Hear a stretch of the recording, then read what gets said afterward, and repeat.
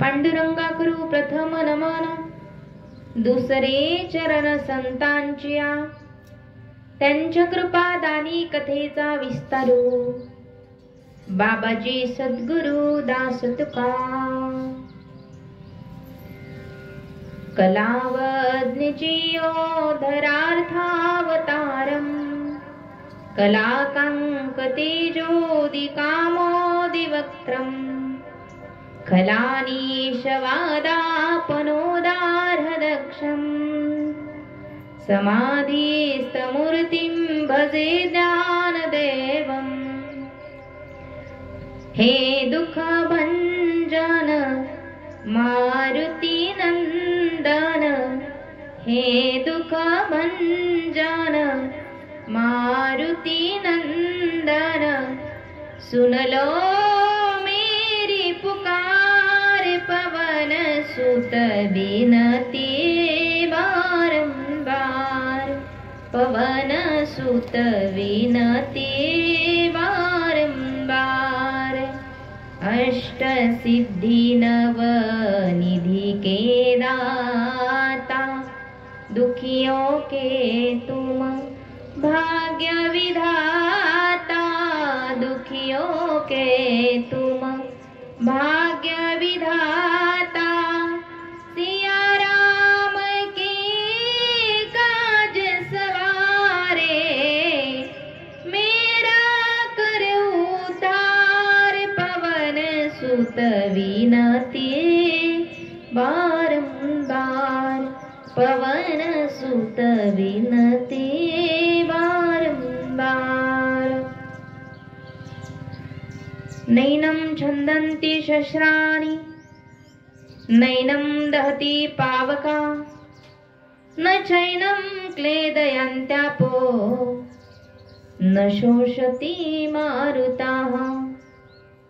नमो ज्ञानेश्वरा, नमो ज्ञानेश्वरा, नमो ज्ञानेश्वरा, नमो ज्ञानेश्वरा. निवृत्ति उदारा सोपान देवा,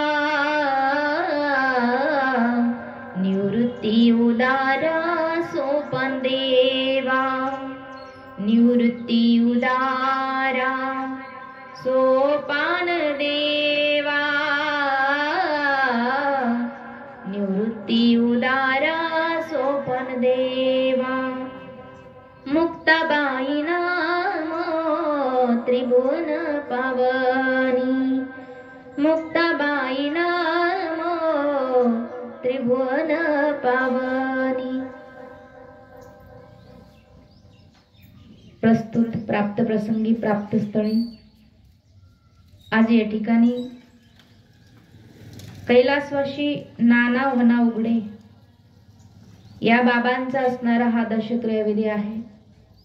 आणि या दशक्रिया विधी निमित्त माझ्या वाट्याला आलेली आजची प्रवचन सेवा, या प्रवचन सेवेकरता ज्ञानेश्वरीतील दुसऱ्या अध्यायातील 23 क्रमांकाचा श्लोक आहे. नैनम छंदन्ति शस्त्राणि, नैनम दहति पावका, न चैनम क्लेदयन्त्यापो, न शोषति मारुतः. दशक्रिया विधी निमित्त निवडलेला हा श्लोक आहे. श्लोकाचा अर्थ आणि प्रवचनाला सुरुवात करण्यापूर्वी बाबांच्या पश्चात त्यांचं जे काही कुटुंब आहे, या कुटुंबातील सदस्य गंगा भागीरथी धोंडाबाई नाना उघडे पत्नी, दामू नाना उघडे मुलगा, यशवंत नाना उघडे मुलगा, सखाराम नाना उघडे मुलगा, ताराबाई बाळासाहेब खोडके मुलगी, सागर दामू उघडे नातू, दिगंबर यशवंत उघडे, आदित्य सखाराम उघडे, भागाबाई देवराम पथवे आणि अनिल दामू उघडे, असं एकूण या बाबांचं असणार हे कुटुंब. आणि आज या कुटुंबामधून एका बापाचं जाणं झालंय. आणि त्या निमित्त जो श्लोक निवडला, या श्लोकाचा अर्थ असा आहे. आत्मा हा शस्त्रघाताने मारला जात नाही, प्रलय काळाच्या अग्नीत तो जळत नाही, प्रलयाच्या जलामध्ये तो बुडत नाही आणि झंझावत त्याला सुकवत नाही. आत्मा हा अमर आहे, आत्मा अविनाशी आहे, आत्मा अनंत आहे, आत्मा हा परब्रह्म आहे. परंतु शरीर मात्र नाशिवंत आहे. म्हणून भगवान श्रीकृष्ण परमात्मा अर्जुनाला या श्लोकामध्ये सांगतात, अर्जुना नैनम छंदंती शस्त्राणी, माणसाचा जो काही आत्मा आहे ना, हा शस्त्राने मारला जात नाही. कितीही मोठा अग्नी असेल, या अग्नीमध्ये तो आत्मा जळत नाही. ऊन वारा पाऊस कितीही चक्रीवादळ आलं तर त्या पाण्यामध्ये हा आत्मा होऊन जाऊ शकत नाही. आत्मा हा अमर आहे आणि शरीर मात्र नाशिवंत आहे. अशा अर्थाचा श्लोक आजच्या दशक्रिया विधीच्या प्रवचन सेवेकरता निवडलाय. मग आत्मा अमर आहे आणि शरीर नाशिवंत आहे, एकदम विरोध आहे दोघांचा. एकीकडे आत्मा आहे, दुसरीकडे शरीर आहे. आहे तर दोन्ही एकमेकांचे आता दिसायला साथीदार, पण ते एकमेकाचे कुणीच नाही.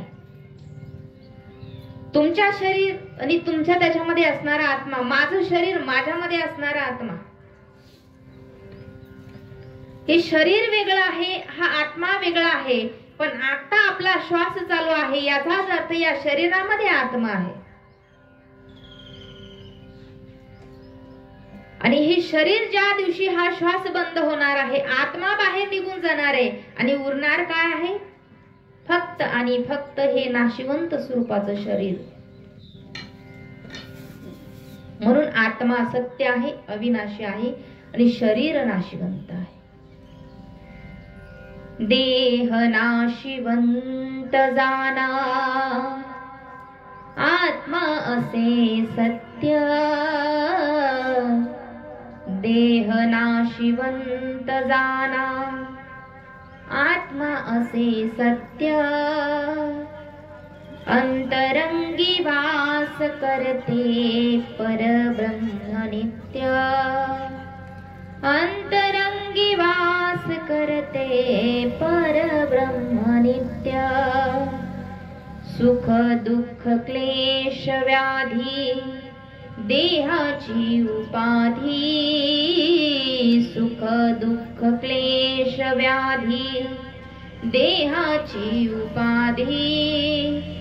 परनित्य पाऊलाची जडावी समाधी. ईश्वराच्या संकेताला आपुले निमित्त. अंतरंगी वास करते परब्रह्म नित्य. अंतरंगी वास करते परब्रह्म नित्य. अंतरंगी वास करते परब्रह्म नित्य. या अंतरंगामध्ये परब्रह्माचं अस्तित्व आहे आणि हे परब्रह्म शाश्वत आहे. परब्रह्म म्हणजे माझे भगवान परमात्मा. आणि त्यांनी दिलेलं आपल्याला हे 3.5 हाताचं मानवी शरीर. म्हणून आज तुमच्या माझ्यामध्ये आत्मा आहे आणि आत्मा निघून गेला की हे फक्त एक पार्थिव आहे, नाशिवंत स्वरूपाचं हे शरीर आहे. हे का एकदा का श्वास बंद झाला, आपलेच आपल्याला आपल्याच घरात ठेवत नाही. ठेवतात का ताई? आता आपला श्वास चालू आहे म्हणून वाट बघतील घरचे, कुठपर्यंत आले कॉल करतील आपल्याला, उरकला का नाही दावा, किती वेळ अजून घरी यायला. हे फक्त कुठपर्यंत? हा श्वास चालू तोपर्यंत. श्वास बंद झाला ना, आपल्याला म्हणणार सुद्धा नाही की आज संक्रांत आहे मग थांबून घ्या. आज संक्रांत आहे ना, कुणी थांबवेल का मेले माणसाला? त्याला घराबाहेर काढण्याची तयारी केली जाते.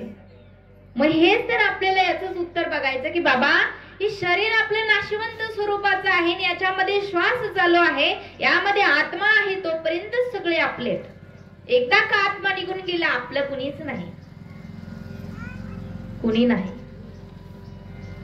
मायाचं एक जाळं आहे. आई वडील आपल्यावर नितांत प्रेम करतात, ती त्यांची माया आहे.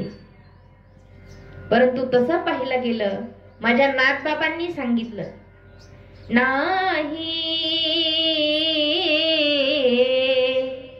नाही कुणाचे कोणी, नाही नाही कुणाचे कोणी, नाही कुणाचे कोणी, नाही कुणाचे कुणी, तुझे नवे रे कुणी, नाही कुणाचे कुणी, तुझे नवे रे कुणी, अंती जाशील एकल प्राण्या माझे माझे म्हणूनी, प्राण्या मायेचा बाजार, प्राण्या मायेचा बाजार,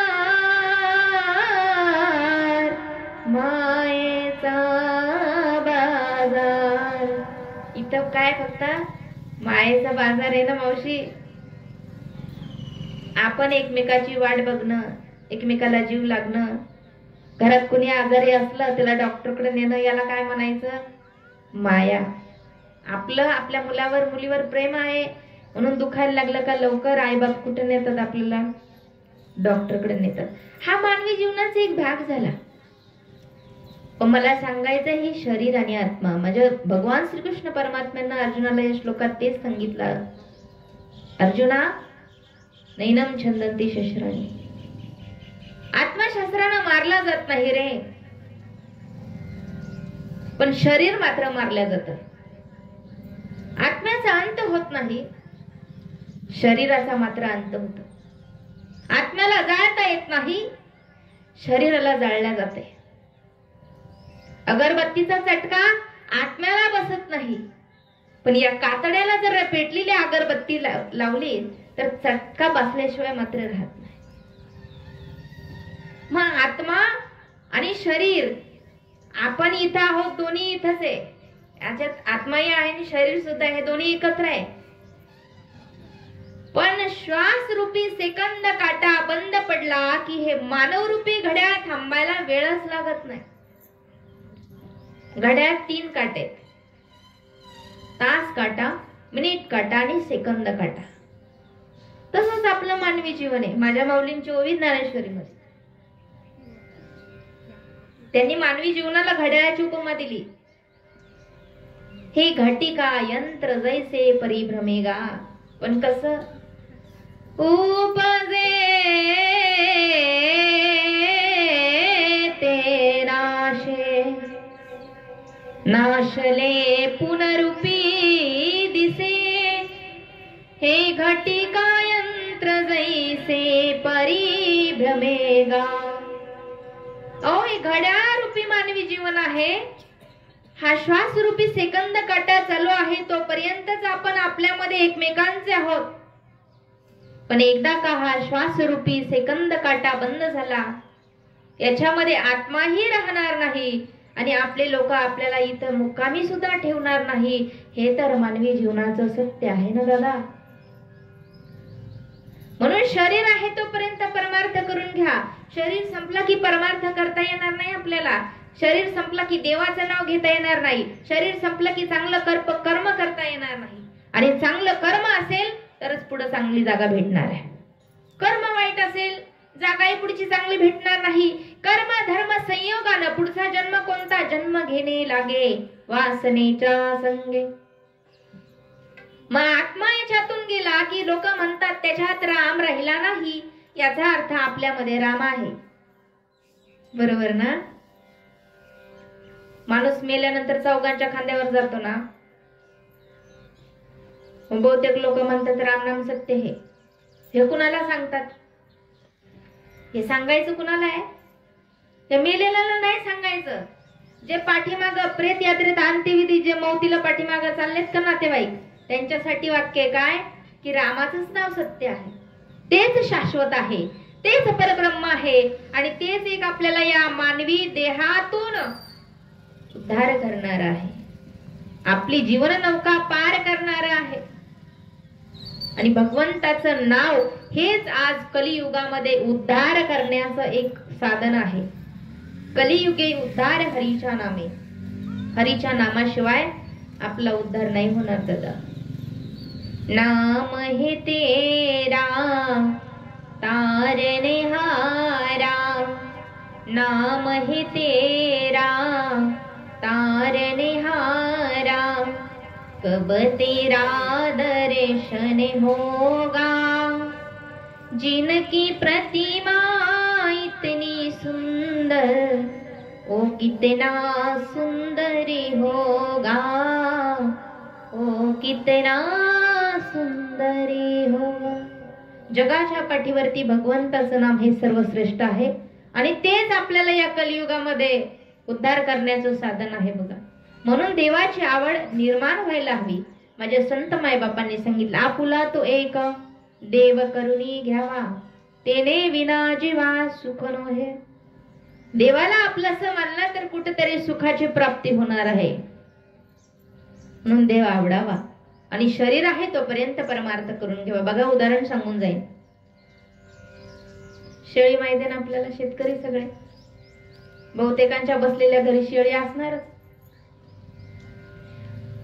ही शेळी काय झालं, त्या शेतकऱ्याच्या सोबत डोंगराला चरायला गेली. इतर शेळ्यांमध्ये ती शेळी गेली.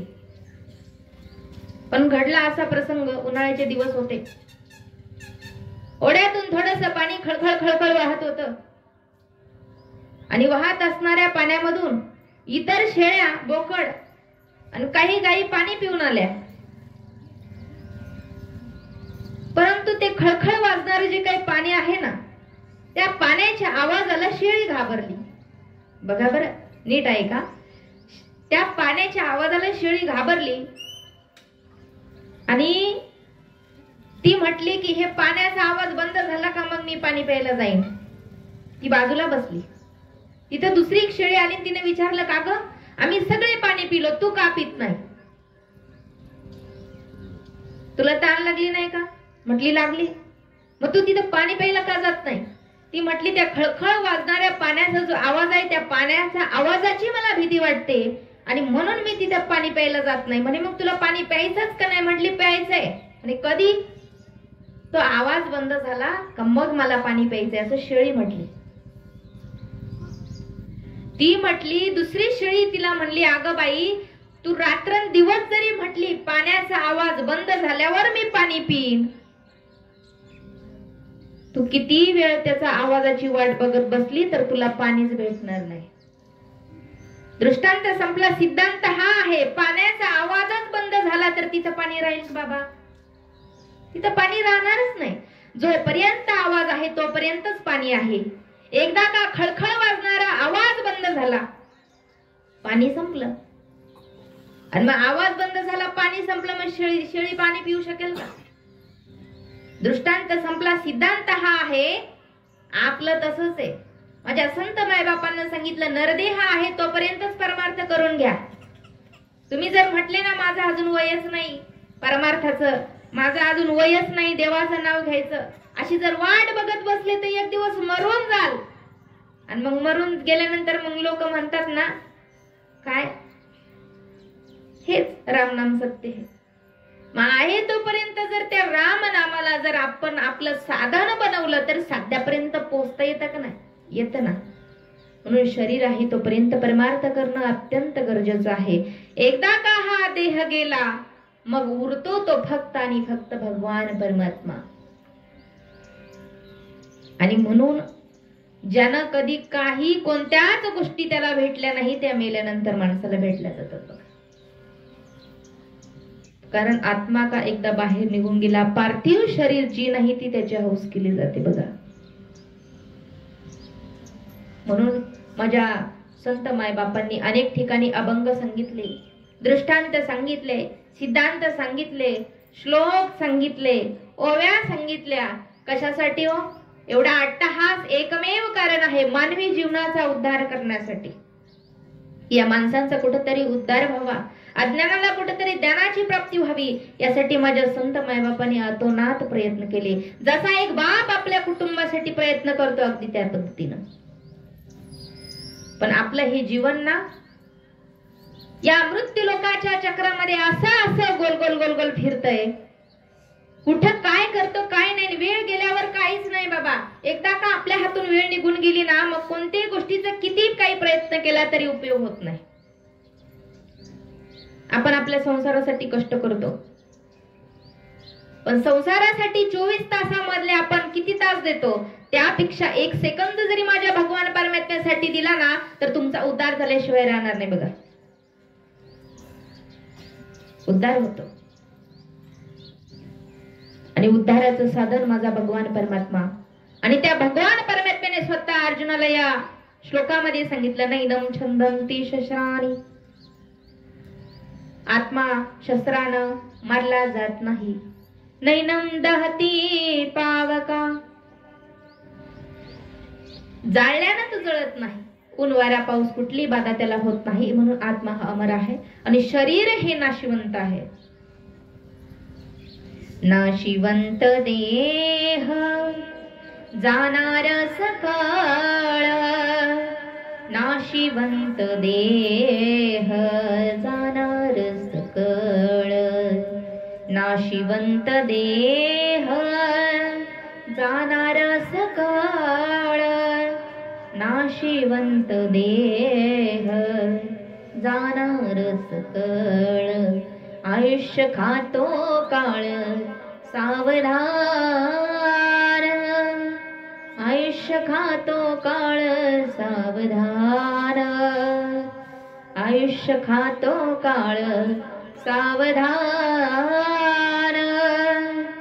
आयुष्य खातो काळ सावधान. नाशिवंत देह जाणार सकाळ. नाशिवंत देह जाणार सकळ. नाशिवंत देह जाणार सकाळ. नाशिवंत देह जाणार सकळ. जगद्गुरु श्री संत तुकोबराय यांनी उपदेशपर प्रकरणातील या अभंगामध्ये सांगितलंय काय, क्षणोक्षणाची करावा विचार तरावया पार भवसिंधू. नाशिवंत देह जाणार सकळ. आयुष्य खातो काळ सावधान. क्षणाक्षणाने याच गोष्टीचा विचार करा की हे शरीर नाशिवंत स्वरूपाचं आहे. मरण्याच्या अगोदर सावधान माझ्या तुकोबरायांनी सांगितलंय. आणि सावध व्हायचं मरण्याच्या अगोदर. कशासाठी मी मरणार आहे हे तुला मला सर्वांना माहित आहे. पण माहित असून सुद्धा माणूस कुठतरी काहीतरी गोष्टी चुकतो. याचं कारण संसार आणि मायेचं असणार बंधन. बघा माणूस कसा गुंततो. पूर्वीच्या काळी राजेशाही होती, माझ्या छत्रपतींची शिवशाही होती. आणि त्या राजघराण्यामध्ये एका राजाला किती किती बायका असायच्या. हल्ली असतात पण पूर्वीच्या काळा एवढ्या नाही. राजाच्या असणाऱ्या 4 राण्या. बरं का, नीट दृष्टांत ऐका, मला सिद्धांत त्याच्यातून सांगायचा आहे. राजाच्या 4 राण्या. या 4 राण्यांमध्ये 1 2 3 4 असे असणारे 4. पहिली जी राणी होती ना, हा राजा तिच्याकडे फक्त बघायचा. नीट ऐका दृष्टांत. पहिली जी राणी होती तिच्याकडे राजा फक्त बघत असायचा. दुसरी जी राणी होती त्या राणीला जिथं जाईन तिथं सोबत घेऊन जायचा. तिसरी जी राणी होती त्या राणीवरती नितांत आणि जीवापाड प्रेम करायचा. आणि चौथी असणारी राणींना तिच्याकडे तो बघत सुद्धा नव्हता. असा तो राजा होता. पण एक दिवस असं झालं, तरुण हा तरुण राहत नाही, श्रीमंत हा श्रीमंत राहत नाही, भिकारी हा भिकारीच राहत नाही. तोही कधीतरी मोठा होतो, श्रीमंताचाही कधीतरी गरीब होतो. ज्याचं त्याचं कर्म, ज्याचं त्याचं प्रारब्ध, कर्म धर्म संयोगानं काय झालं, एक दिवस तो राजा खूप आजारी झाला. इतका आजारी झाला, धरणीवरती कलेवर पडलेला आहे. साहजिक आहे, आजारी पडलो, आता आपण वाचणार नाही, आता आपण मरणार आहे, अशा स्थितीमध्ये लोक भेटायला येतात ना. तसं त्याला पूर्वीच्या काळी ते वैद्य इलाज करण्यासाठी यायचे, नाडी तपासून बघायचे आणि सांगायचे राजाचं काही खरं नाही, राजे कधी जातील हे काही सांगता येत नाही. हे वाक्य राजानं ऐकलं की मी आता जगणार नाही. मग त्या राजानं काय केलं, अंथरुणावरती हळूहळू उठला, विचार केला, ज्यांच्यासाठी मी माझं अख्खं आयुष्य खर्च केलं, ज्यांना मी माझं मानलं, ज्यांच्यासाठी काबाड कष्ट केलं, अशी माझी असणारी लोक, आता मी तर मरणारी पण माझ्या सोबत कोण येतं हे मी विचारतो. पहिल्या बायकोकडे गेला.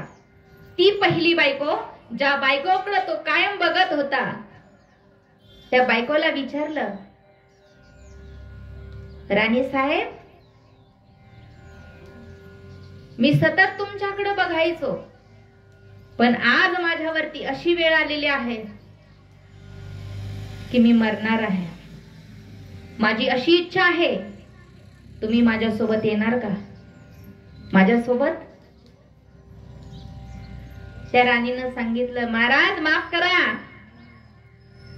मी तुमच्या सोबत अजिबात येऊ शकत नाही. असं ऐकल्याच्या नंतर राजाला दुःख झालं, डोळ्यात थोडस पाणी आलं, विचार केला, अरे कितीतरी तास मी हिच्यासाठी घालवले आणि ती राणी आज मला येण्यासाठी माझ्यासोबत नकार देती. ती राणी, डोळ्यात थोडस पाणी आलं आणि राजा दुसऱ्या राणीकडे गेला. दुसरी राणी ती होती ज्या दुसऱ्या राणीला जिथं जाईन तो तिथं तिला सोबत घेऊन जात होता, ही त्याची दुसरी राणी होती. त्या दुसऱ्या राणीला विचारलं, राणी साहेब, मी कधी मरण हे काही सांगता येत नाही, परंतु माझी अशी इच्छा आहे की मी मेल्यानंतर तुम्ही माझ्या सोबत यावं. राणी सरकार, तुम्ही माझ्या सोबत येणार का? उत्तर आलं, महाराज माफ करा, ज्या दिवशी तुम्ही मरणार त्या दिवशीच मी दुसऱ्याची होणार. वाक्य कानावरती पडल्यानंतर अजूनही दुःख झालं, राजाला वाईट वाटलं, मनामध्ये विचार केला, अरे काय हे मानवी जीवन, जिला मी माझ्या सोबत जिथं जाईन तिथं घेऊन गेलो आणि ती मला यायला माझ्या सोबत नकार देते. ठीक आहे, आपण तिसऱ्या राणीकडे जाऊ. तिसऱ्या राणीकडे गेला आणि विचारलं, राणी सरकार, मी मरणार आहे, वैद्यांनी सांगितलंय, पण मरण्याच्या अगोदर तुम्हाला एक प्रश्न विचारावासा वाटला आणि म्हणून तुमच्याकडे आलो. राणी साहेब, मी मरणार आहे, पण मी मेल्यानंतर तुम्ही माझ्यासोबत येणार का? ती म्हटली, येईन ना महाराज. काय म्हटली? येईन ना महाराज. राजाला आतून आनंद झाला. दोघींनाही म्हटल्या, पण तिसरी तरी येईन म्हटली. येईन ना महाराज, अहो नक्की येणार. मी कुठं नाही म्हटले, मी येणार, पण फक्त स्मशानभूमी पर्यंतच येणार. शब्द उच्चारला, खळकन असं डोळ्यामधून राजाच्या पाणी आलं. हिच्यासाठी मी किती कष्ट केले, जे मागितलं ते दिलं, कोणत्याच गोष्टीची कमतरता भासू दिली नाही. येण्यासाठी मला म्हणते की मी स्मशानभूमी पर्यंतच येईन. माझ्या 3 राण्यांनी मला येण्यासाठी नकार दिला आणि चौथ्या राणीकडे जाऊच कसा, कारण मी तिच्याशी कधी बोललो सुद्धा नाही, फक्त लग्न केलं मोकळा.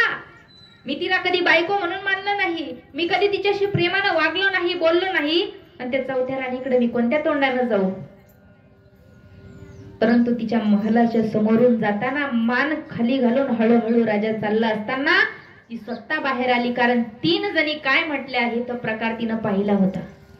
ती महालातून बाहेर आली, राजाला आडवं झाली, हात जोडून उभी राहिली, सांगितलं, महाराज तुम्ही मला विचारू शकत नाही, पण मी तुमच्या प्रश्नाचं उत्तर देते. तुम्ही जिथं जाल तिथं मी तुमच्या सोबत यायला तयार आहे. ही चौथी राणी. मग कोण होत्या ह्या राण्या? नीट ऐका.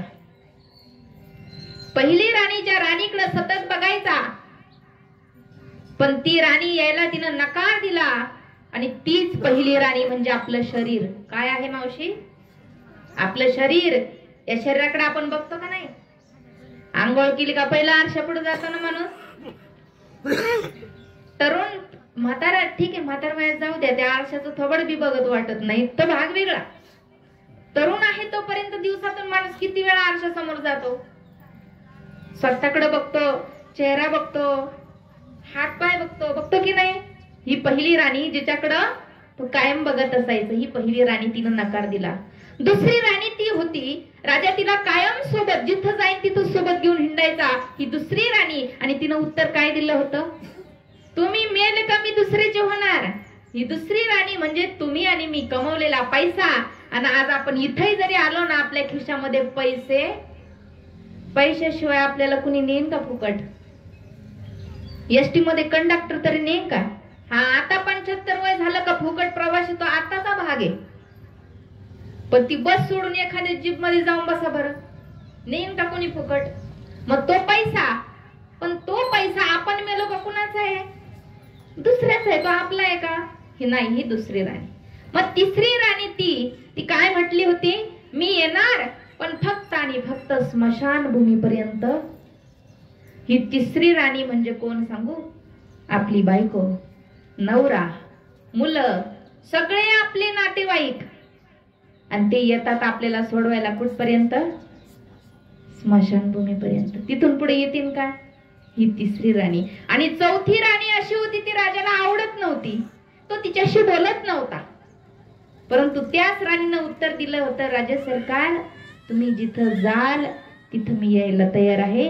ती राणी म्हणजे आपण आपल्या जीवनामध्ये जेवढं चांगलं पुण्य केलं, कर्म केलं, देवाचं नाव घेतलं, आई बापाची सेवा केली, थोडा मोठ्यांचा आदर सन्मान केला, आणि त्यातून मिळालेलं जे पुण्य आहे ना, ते पुण्य तुम्ही जिथं जाल तिथं तुमच्या सोबत येणार आहे. म्हणून हे मानवी जीवन जगत असताना पुण्य अत्यंत महत्वाचं आहे. जगण्यासाठी पुण्य अत्यंत महत्वाचं आहे. आणि चांगली गोष्ट केली, चांगलं कर्म केलं तर पुण्य हे चांगल्याच पद्धतीचं मिळणार आहे. म्हणून ही जीवन जगताना ज्या व्यक्तीनं आपल्या कुटुंबाचा आधार आहे तो असणारा बाप, त्या बापानं जन्म दिला, आईनं जन्म दिला, म्हणून त्या आई बापाचे आपल्यावरती असणारे अनंत उपकार. बापानं खूप आणि खूप कष्ट आपल्यासाठी केलेले आहेत, आणि मरेपर्यंत तो करत राहतो. संत मायबापांचे प्रमाण आहेत.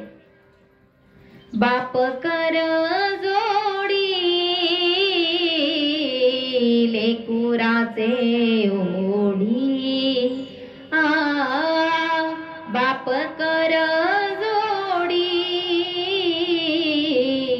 लेकुराचे ओढी, आपुली कुरवंडी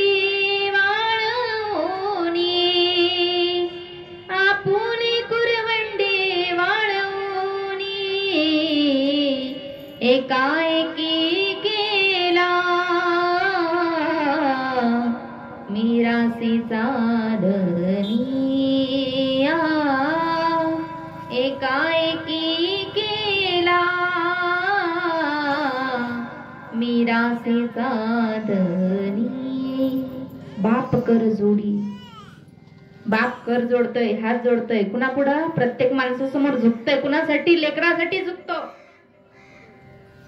कितीही मोठा आपला पोरगा, आपली परिस्थिती नसताना PSI होऊ द्या, तहसीलदार होऊ द्या, मोठा IPS अधिकारी बनू द्या, गरीब जरी बाप असला ना तरी आनंद होतो. खिशात रुपया नसला तरी सुद्धा तो दुकानामध्ये जातो, दुकानदारापुढे हात जोडतोय.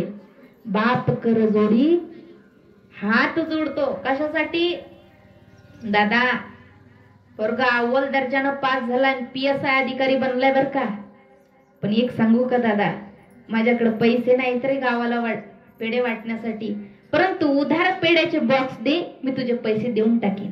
याला म्हणावं बाप, ज्यानं काय केलं? बाप कर जोडी लेकराचे. त्या लेकराच्या आवडीसाठी, त्या लेकरासाठी स्वतःच्या बापानं, त्या लेकीसाठी स्वतःच्या बापानं प्रत्येक ठिकाणी पाया पडावं, असा तो असतो बाप.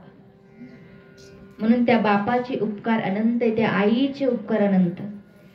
जन्म दिला ज्या माय पित्याने,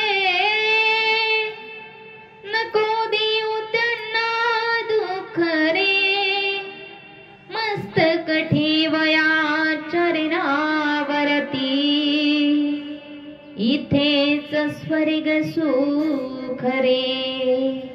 माय पित्याला दुखून जीवना, माय पित्याला दुखून जीवन होईल अर्थ शून्य रे. माय पित्याच्या सेवेसारखं नाही जगते पुण्य रे.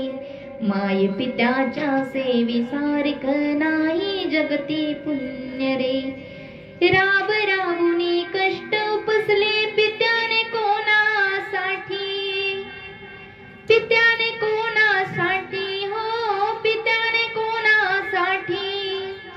आजारपणात हे दिन रात जागले तुझ्याच साठी। जे मागितले लाड पुरवले, हो जे मागितले लाड पुरवले, करू नको अवमान रे। माय पित्याच्या सेवे सारख नाही जगती पुण्य रे। माय पित्याच्या सेवे सारख नाही जगती पुण्य रे। कुटुंब हा आपला अभिमान असतो, कुटुंब हा आपला आधार असतो, कुटुंब हीच आपली संपत्ती असते आणि या कुटुंबाची संपूर्ण जबाबदारी जो स्वीकारतो त्याचं नाव आहे बाप। म्हणून या कुटुंबामधून एका बापाचं जाणं झालंय, 5 वर्ष झाले। म्हणून आज या ठिकाणी कैलासवासी नाना उघडे या बाबांचा असणारा हा दशक्रियाविधी आणि या दशक्रियाविधी निमित्त ज्या शिरदार काकांनी दिलेली प्रवचन सेवा, माझ्या समोर बसलेले माझे मायबाप श्रोते बंधू भगिनी, माझ्या अल्पमते अल्पबुद्धीने नैनम छंदंती शस्त्राणी नैनम दती पावका न चैनम क्लेदयांत्यापो न शोषती मारुतः। ज्ञानेश्वरीतील 2ऱ्या अध्यायातील 23 क्रमांकाचा श्लोक आहे आणि या श्लोकावरती अल्पमते अल्पबुद्धीने काहीतरी बोलण्याचा प्रयत्न केला।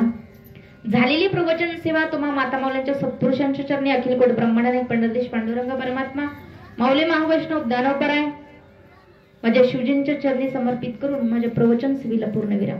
बोला पुंडलिक वरदा हरी विठ्ठल श्री ज्ञानदेव तुकाराम पंढरीनाथ भगवान की जय। माऊली ज्ञानेश्वर महाराज की जय। श्री संत जगद्गुरु तुकाराम महाराज की जय। बोलो रे भाई।